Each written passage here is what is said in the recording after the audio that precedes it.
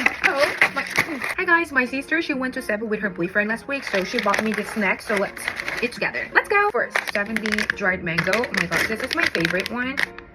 I tried a bunch of dry mango brand, but 70 is the best. I love mango. So good. 10 out of 10. 70. Mango and pineapple. Ooh, this is the pineapple. I think I prefer mango one. Like actual pineapple tastes like sour and sweet everything, but this one is like just sweet. I don't like it. 3 out of 10. Next, what is this? Chunk coconut. I love coconut, so let's try it. It's like this. Oh my god, it's so good. 8 out of 10. And next, oh, what is this? So this one is dried papaya. I never tried. It looks like this. I don't know. 1 out of 10. And let's try this purple one. Ube filled crackers. Okay. Wow, they have ube filling inside. This one, 9 out of 10.